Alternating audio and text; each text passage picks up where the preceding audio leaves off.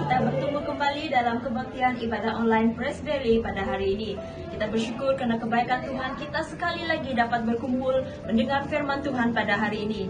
Baiklah jemaat Tuhan, sebelum kita mulaikan ibadah kita pada hari ini, saya ingin mengongsikan sedikit firman Tuhan bagi kita pada hari ini sebagai sumber kekuatan kita. Mari kita sama-sama buka di dalam Filipi 4:13 yang menyatakan, segala perkara dapat kutanggung di dalam Dia, Yesus yang memberi kekuatan kepadaku. Dan percaya Dia Yesus yang telah memimpin kita sepanjang minggu ini, dan kita tahu Dia satu-satunya Allah yang akan menolong kita menyelesaikan segala perkara di dalam kehidupan kita.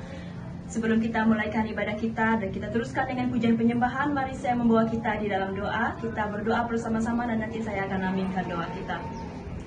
Tuhan Allah Bapa kami di surga, kami mengucap syukur untuk segala kebaikan-Mu Tuhan dalam hidup kami pada hari ini. Dan kami tahu kami ada hari ini semuanya karena berkat kemurahan-Mu Tuhan dalam kehidupan kami. Tuhan, kami serahkan semua jemaat kami Tuhan, di mana juga mereka berada pada saat ini. Roh Kudus-Mu Tuhan yang akan terus memimpin, menyertai mereka. Lewat kebaktian kami pada hari ini Tuhan, kami akan mendengar firman-Mu Tuhan yang akan terus menguatkan kami. Lewat pujian penyembahan yang akan kami bawa Tuhan, itu akan terus menjadi nyanyian pujian kami Tuhan yang akan terus memberi kami sukacita. Karena kami tahu di saat kami bersukacita Tuhan, Engkau Allah yang akan terus memberi kekuatan bagi kami Tuhan, dan sakit disembuhkan Tuhan. Karena firman-Mu Tuhan yang mengajar kami Tuhan, di mana sukacita Tuhan adalah obat bagi segala sakit yang ada di muka bumi ini Bapa. Tuhan, kami berdoa Engkau Yesus yang akan terus sertai dari awal hingga akhirnya kebaktian kami pada hari ini. Nama-Mu Tuhan terus ditinggikan, dan kami serahkan semua tim yang melayani pada hari ini Tuhan ke dalam tangan-Mu. Engkau Yesus yang akan terus menyertai mereka, memberkati mereka Tuhan, supaya setiap yang kami lakukan pada hari ini Tuhan dapat menjadi berkat bagi setiap mata yang memandang. Segala puja syukur, hormat kebenaran hanya bagi Engkau, Raja di atas segala raja. Ini doa kami dalam nama Tuhan Yesus, kami telah berdoa dan minta semua ini. Amin.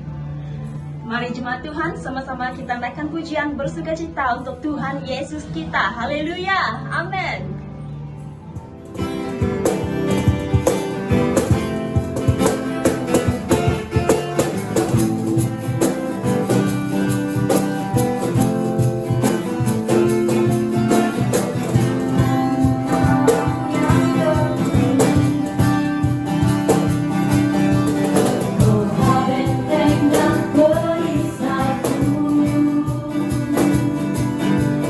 Yang benar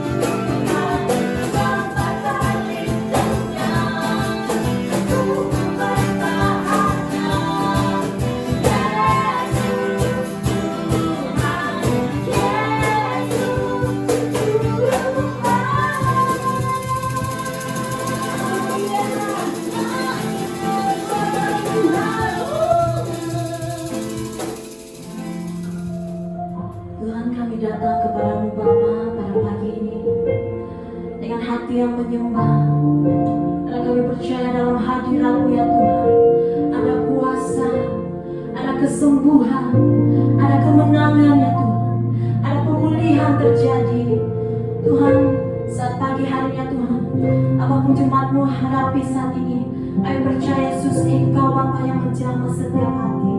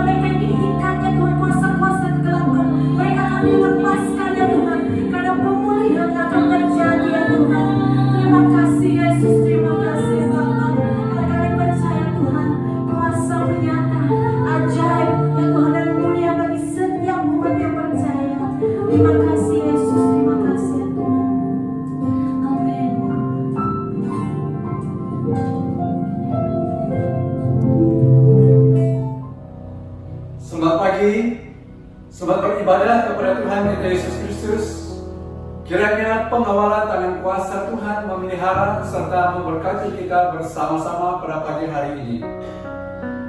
Mari kita datang kepada Tuhan di dalam doa.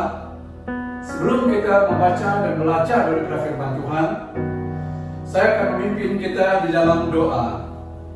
Bapa di surga, kami mengucap syukur atas berkat penyertaan dan pemeliharaan Tuhan bagi setiap kami anak-anak-Mu sepanjang minggu ini, sehingga kepada hari ini merupakan hari yang sangat istimewa bagi kami selaku anak-anak Tuhan.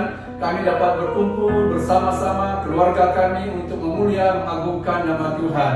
Terima kasih atas penyertaan Tuhan di dalam pelayanan anak-anak-Mu yang sudah membawa kami dalam puji sembah sebentar tadi. Biarlah apa yang kami sudah lakukan dalam pujian dan penyembahan ini berkenan dan menyenangkan hati Tuhan kami Yesus Kristus. Dan berkatilah anak-anak-Mu untuk pelayanan mereka di kemudian hari. Hamba-Mu yang sebentar akan melayani Engkau dengan firman Tuhan, biarlah roh Allah Engkau urapi hamba-Mu, pakai hamba-Mu dalam kuasa yang daripada Tuhan, supaya firman-Mu yang kami sampaikan disertai oleh kuasa Allah dan akan mengambil tempat dalam hati setiap pendengar-pendengar pada pagi hari ini. Terima kasih Bapa, Engkau bersama anak-anak-Mu dimanapun kami berada pada pagi hari ini menyaksikan ibadah atas talian ini. Biarlah Engkau Tuhan memimpin dan memelihara setiap kami pada pagi ini. Haleluya. Dalam nama Yesus kami berdoa dan mengucap syukur. Amin. Pada tanggal 21 bulan 2 yang lepas, saya telah membawa kita dengan tema firman Tuhan, yaitu menanggapi perintah Tuhan dengan serius. Perintah Tuhan yang kita sudah lihat pada minggu tersebut, yaitu yang pertama, jadilah saksiku, yaitu menjadi saksi Tuhan. Dan yang kedua, sabarlah terhadap semua orang.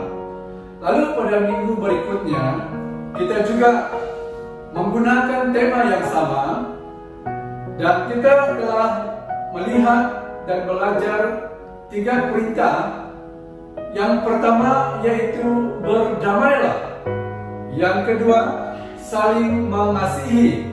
Lalu yang ketiga, menghormati sesama. Itu yang sudah kita belajar daripada menanggapi perintah Tuhan dengan serius. Lalu pada minggu ini kita lanjutkan dengan tema ini juga, yaitu menanggapi perintah Tuhan dengan serius. Apakah perintah Tuhan yang perlu ditanggapi dengan sungguh-sungguh? Mari kita lihat 2 pada pagi hari ini, yaitu yang pertama, memisahkan diri dari hal duniawi. Memisahkan diri dari hal duniawi. 2 Korintus pasal yang ke-6 ayat yang ke-17, ayat ini berkata demikian. Sebab itu keluarlah kamu dari antara mereka dan pisahkanlah dirimu dari mereka, firman Tuhan, dan janganlah menjamah apa yang najis, maka aku akan menerima kamu. Dalam ayat pembacaan ini kita akan melihat bahwa perintah Tuhan ini merupakan sesuatu yang perlu kita perhatikan di dalam kehidupan kita sebagai orang yang percaya kepada Tuhan pada masa sekarang ini. Sebab itu keluarlah kamu dari antara mereka. Siapakah yang dimaksudkan oleh firman Tuhan ini dengan mereka? Mereka di sini adalah orang yang belum memiliki kepercayaan kepada Tuhan, orang yang masih hidup menurut dunia ini, mereka yang masih hidup dengan cara dunia ini. Nah, firman Tuhan mengatakan supaya kita memisahkan diri kita daripada mereka. Ayat ini merupakan suatu amaran supaya tidak terpengaruh dengan orang yang bukan Kristen, supaya tidak terpengaruh dengan mereka yang belum percaya lagi kepada Tuhan. Arti kata memisah adalah sama dengan menjauhkan diri. Menjauhkan diri daripada mereka yang belum lagi percaya kepada Tuhan, dan juga tidak mau bersama ataupun bersatu dengan mereka. Itu artinya memisahkan diri. Oleh itu, kita akan perhatikan di dalam berita baik ataupun di dalam terjemahan firman Tuhan, yaitu Perjanjian Baru, Allah memerintah orang percaya untuk memisahkan diri, pertama dari sistem dunia yang rosak dan dari tindakan kompromi yang tidak kudus. Perintah Tuhan di dalam Perjanjian Baru. Persahabatan dengan dunia adalah permusuhan dengan Allah. Orang yang masih hidup menurut dunia berarti orang itu bermusuhan dengan Allah. Yakobus pasal yang keempat, ayat yang keempat menurut terjemahan Berita Baik, kamu orang yang tidak setia, kamu tahu bahwa orang yang bersahabat dengan dunia menjadi musuh Allah. Itu firman Tuhan. Yang kedua, Allah memerintah orang percaya untuk memisahkan diri dari orang-orang dalam jemaat yang berbuat dosa dan menolak untuk bertobat. Itu yang kita lihat daripada firman Tuhan Perjanjian Baru. Matius pasal yang ke-18 ayat yang ke-15 hingga ayat yang ke-17 berkata demikian, apabila saudaramu berbuat dosa, tegurlah dia di bawah 4 mata. Jika ia mendengarkan nasihatmu, engkau telah mendapatnya kembali. 16. Jika ia tidak mendengarkan engkau, bawalah seorang lagi, supaya atas keterangan 2 atau 3 orang saksi perkara itu tidak disaksikan. 17. Jika ia tidak mau mendengarkan mereka, sampaikanlah soalnya kepada jemaat. Dan jika ia tidak mau juga mendengarkan jemaat, pandanglah dia sebagai seorang yang tidak mengenal Allah atau seorang pemungut cukai. Ini yang kita lihat dalam PB, bahwa orang yang percaya supaya akan menjauhkan diri daripada orang-orang dalam jemaat yang berbuat dosa, menolak untuk bertobat. Orang Kristen yang sudah meninggalkan Tuhan, sewaktu dinasihati, sewaktu dibimbing untuk kembali kepada Tuhan supaya dia bertobat, tapi jika dia tidak mau, dan kita juga diminta supaya memisahkan diri daripada mereka. Yang ketiga, yaitu dari guru, jemaat, dan kepercayaan yang palsu yang mengajarkan teologi yang sudah salah dan menyangkal kebenaran Alkitab. Ini yang kita perlu perhatikan. Anak-anak Tuhan yang saya kasihi dalam Tuhan Yesus Kristus, menurut Roma pasal yang ke-16 ayat yang ke-17 terjemahan Berita Baik, saudara-saudaraku, aku menggesa kamu supaya berwaspada terhadap mereka yang menimbulkan perpecahan dan yang mengelirukan kepercayaan orang kepada Tuhan. Mereka mengajarkan perkara yang bertentangan dengan ajaran yang telah kamu terima. Jauhkanlah diri daripada mereka. Ini adalah perintah Tuhan, menjauhkan diri dari hal-hal yang duniawi, yang tidak berkenan kepada Tuhan, hal-hal yang bertentangan dengan ajaran Tuhan.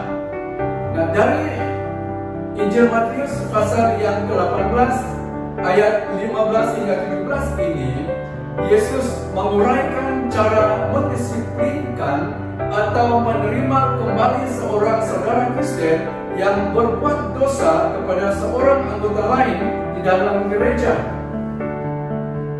Mengabaikan ajaran Kristus ini berarti berkompromi secara rohani dan akhirnya mengakibatkan kehancuran kepada gereja sebagai umat Allah yang kudus.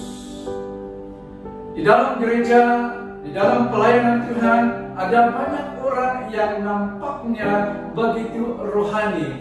Cara mereka sangat rohani, tetapi di sebaliknya mereka mempunyai niat yang jahat. Dan orang yang seperti itu seringkali menimbulkan perpecahan dan kehancuran di dalam gereja bagi umat-umat Tuhan. Oleh itu firman Tuhan mengatakan supaya kita menjauhkan diri, memisahkan diri kita daripada mereka. Itu firman Tuhan. Yang kedua, firman Tuhan ataupun perintah Tuhan yang kita perlu tanggapi dengan serius, yaitu hendaklah kamu penuh dengan Roh.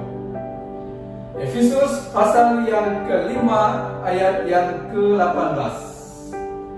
Dan janganlah kamu mabuk oleh anggur, karena anggur menimbulkan hawa nafsu, tetapi hendaklah kamu penuh dengan Roh. Ini perintah yang kedua, penuh dengan Roh. Hendaklah kamu penuh dengan Roh. Anak-anak Tuhan harus selalu dipenuhi dengan Roh Kudus. Sebab apabila seseorang itu dipenuhi dengan Roh Kudus, apabila seseorang itu dikuasai dengan Roh Kudus, sewaktu dia melakukan sesuatu melalui kehidupan, tindakan yang ada padanya, pasti akan mendatangkan berkat kepada orang yang menyaksi dan melihat. Contoh, sewaktu kita memuji Tuhan, memimpin puji sembah, orang yang benar-benar dan sungguh-sungguh dipenuhi dan diurapi dengan Roh Kudus, dengan cara yang sederhana sekalipun, pasti pelayanan itu, puji sembah itu akan menyentuh hati setiap penyembah-penyembah yang sedang menyembah Tuhan. Pengalaman saya, suatu ketika melihat dalam suatu kebaktian kebangunan rohani, ada dua tim puji sembah yang mengambil bahagian. Pada ibadah malam, tim yang pertama yang memimpin puji sembah, mereka membawa lagu-lagu yang sesuai dan yang patut bagi mereka, yang mungkin menghiburkan hati mereka, dan lagu-lagu yang disenangi oleh setiap pemain-pemain musik yang ada. Setelah mereka bersetuju bahwa lagu itu yang perlu dibawa, dan waktu mulanya kebaktian malam, mereka memimpin puji sembah. Tetapi pada malam itu, namun pun lagu-lagu itu lagu yang kita katakan lagu yang rancak, dengan cara main musik yang sangat luar biasa, tetapi penyembah-penyembah, jemaat-jemaat yang memuji Tuhan tidak mengalami apa-apa. Mereka hanya seperti biasa saja. Tetapi pada ibadah yang keduanya, dipimpin oleh tim puji sembah yang kedua dengan cara yang sederhana, dan kelihatannya waktu mereka membawa puji sembah dan jemaat mulai tersentuh. Setiap orang yang datang di gereja, mereka sungguh-sungguh mengalami kehadiran Roh Kudus di dalam hati mereka. Oleh karena pemimpin-pemimpin yang dipenuhi dan diurapi oleh kuasa Roh Allah. Ya, ini yang sangat penting. Namun pun kita dengan cara yang rancak ataupun rock and roll kata dunia, kata orang, tetapi kalau diurapi dan dipenuhi dengan Roh Kudus, itu juga akan mendatangkan berkat dan pasti akan menjadikan banyak orang mengalami kehadiran Roh Allah dalam kehidupan setiap pribadi. Yang saya maksudkan di sini perlu dipenuhi dengan Roh Allah. Dan juga kita perlu dipenuhi dengan Roh Kudus sewaktu kita melayani Tuhan. Sebenarnya dalam hal melayani Tuhan ini, kita perlu memiliki hati hidup yang dikuasai dan dipenuhi oleh Roh Kudus. Dengan cara yang sederhana sekalipun, penyampaian kita waktu melayani Tuhan, menyampaikan firman Tuhan, contohnya kalau kita dipakai oleh Allah, dikuasai oleh Roh Kudus, dan firman Tuhan itu juga pasti akan mengambil tempat di dalam hati setiap pendengar-pendengar. Banyak kesaksian-kesaksian yang saya dengar bahwa banyak hamba-hamba Tuhan yang kurang dalam pendidikan mereka, tetapi dalam hal rohani mereka sungguh-sungguh dipenuhi dan mereka dikuasai oleh Roh Kudus sewaktu mereka melayani, dan setiap pelayanan itu memberkati jemaat. Sehingga ada jemaat yang tidak melepaskan pastor mereka oleh karena mereka diurapi dan diberkati melalui pelayanan hamba Tuhan. Ini berbicara tentang dipenuhi dengan Roh Kudus. Dan selain daripada itu, dalam hal kita bersaksi, orang Kristen itu juga diperintah supaya bersaksi, menyaksikan apa yang Tuhan lakukan dan Tuhan kerjakan, menyaksikan apa yang kita sudah alami, yang sudah kita dapat daripada Tuhan dalam kehidupan kita, dan menceritakan itu kepada orang lain. Nah, apabila seseorang itu dipenuhi oleh Roh Kudus, dan kesaksian-kesaksian kita itu juga akan menjadi suatu kesaksian yang pasti akan membangkitkan semangat orang lain untuk melihat siapakah Tuhan itu. Sewaktu Tuhan Yesus menyembuh 2 orang buta, dan Tuhan menasihatkan mereka supaya jangan menceritakan kepada orang lain bahwa aku yang menyembuhkan kamu. Tetapi kedua orang buta itu keluar dan menceritakan bahwa Tuhan Yesus yang menyembuhkan keduanya. Dan ini merupakan kesaksian. Sewaktu mereka bersaksi bahwa banyak orang yang datang dan mencari siapakah Tuhan itu. Jadi dalam seseorang itu diurapi dengan Roh Allah, diurapi dengan Roh Kudus, pasti membawa kita untuk melakukan perkara-perkara besar daripada kehidupan kita sebagai gereja Tuhan. Orang percaya harus mengalami kepenuhan Roh Kudus dengan memelihara iman yang hidup pada Yesus Kristus, dipenuhi dengan firman Tuhan, berdoa, mengucap syukur, dan memuji Tuhan. Orang yang percaya, yang mengalami kepenuhan Roh Kudus di dalam kehidupan. Ada beberapa akibat dari hal penuh dengan Roh Kudus. Akibat yang pertama adalah berkata dengan sukacita kepada Allah dan mazmur kidung pujian dan nyanyian rohani. Jadi sewaktu orang dipenuhi dengan Roh Kudus, orang tersebut akan berkata-kata dengan Tuhan dengan hati yang penuh sukacita, dengan hati yang senang dan gembira, melihat kepada Tuhan itu yang mengerjakan perkara-perkara besar dalam kehidupan seseorang itu. Akibat yang kedua yaitu menjadikan orang selalu mengucap syukur. Orang yang dipenuhi dengan Roh Kudus adalah orang yang senang mengucap syukur. Bukan mengucap syukur karena dia diberkati, bukan mengucap syukur karena dia sehat, tetapi situasi apa sekalipun yang dihadapi, dia tetap mengucap syukur sebab dia dipenuhi dengan Roh Kudus. Lalu yang ketiga, akibat yang ketiga yaitu merendahkan diri seorang kepada yang lain. Sewaktu kita berhadapan dengan orang yang menyakiti hati kita, yang melukai hati kita, kita selalu ingin bertindak secara emosi terhadap orang. Tetapi orang yang dipenuhi dengan Roh Kudus, dia mempunyai suatu kesabaran, kerendahan hati untuk tidak bertindak demikian. Malahan dia tetap bersifat untuk bersyukur kepada Tuhan. Ini adalah akibat daripada kepenuhan Roh Kudus. Mengapa kita perlu penuh dengan Roh Kudus? Sebab tubuh orang Kristen adalah bait Allah. 1 Korintus pasal yang ke-6 ayat yang ke-19. Atau tidak tahukah kamu bahwa tubuhmu adalah bait Roh Kudus yang diam di dalam kamu, Roh Kudus yang kamu peroleh dari Allah, dan bahwa kamu bukan milik kamu sendiri?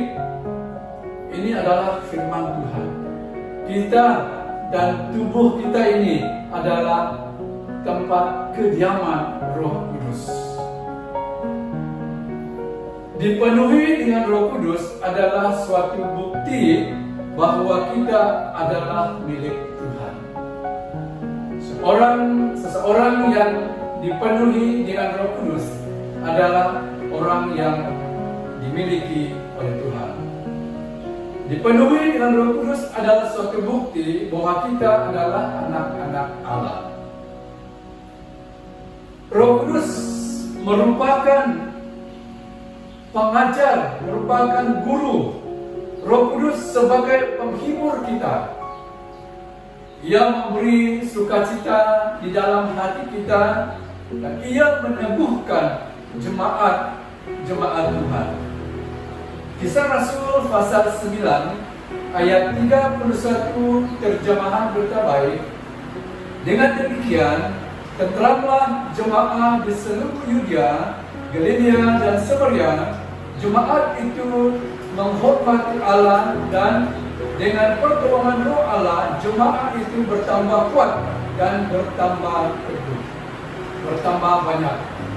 Ini yang kita lihat, bahwa Roh Kudus menguatkan, meneguhkan jemaat. Roh Kudus menguatkan dan meneguhkan kita sebagai orang yang percaya kepada Tuhan. Oleh itu, jemaat yang saya kasih dalam Tuhan Yesus Kristus, marilah kita bersama-sama pada pagi hari ini untuk menyambut, untuk menerima, menanggapi perintah Tuhan ini dengan sungguh-sungguh dalam kehidupan kita, supaya kita memisahkan diri daripada hal-hal yang duniawi dan hendaklah kita penuh dengan Roh Kudus. Demikianlah firman Tuhan yang kita renung bersama pada pagi hari ini. Mari kita berdoa, dan saya akan memimpin kita di dalam doa. Tuhan Bapa di surga, mengucap syukur atas firman-Mu yang sudah berbicara kepada kami pada pagi hari ini.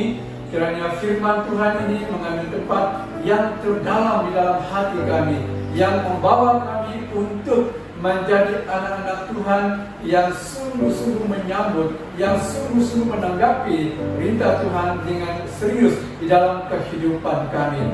Tuhan, pada pagi ini kami juga berdoa menyerahkan bagi seluruh gereja-gereja Tuhan pada pagi hari ini ke dalam tangan-Mu. Jadikan kami gereja yang tetap memiliki Tuhan di dalam kehidupan kami, yang namun pun ketika ini kami sedang di dalam suatu keadaan yang sangat menakutkan kami, membimbangkan kami berkaitan dengan pandemi COVID-19 pada ketika ini. Tetapi biarlah sebagai orang percaya, berikan kami hati yang tenang, yang tetap melihat, bergantung, bersandar kepada Tuhan di dalam kehidupan kami, supaya kami jangan menyimpang daripada Tuhan, tetapi tetap tinggal di dalam Engkau. Seperti firman Tuhan yang kami sudah dengar, jika Roh Allah ada pada kami adalah milik Tuhan, dan kami adalah anak-anak Tuhan yang selalu dipelihara dan dijaga oleh tangan kuasa Tuhan. Terima kasih Bapa, berkati dan sertai dalam setiap aktiviti kami sepanjang minggu yang akan datang. Engkau Tuhan mendahului segala sesuatu, supaya kami dapat menjalankan setiap aktiviti kami di dalam penyertaan kuasa Tuhan Yesus Kristus. Terima kasih Bapa atas penyertaan-Mu dalam pelayanan firman Tuhan pada pagi ini.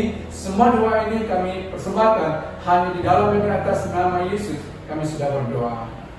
Amin. Sekian, Tuhan memberkati kita semua.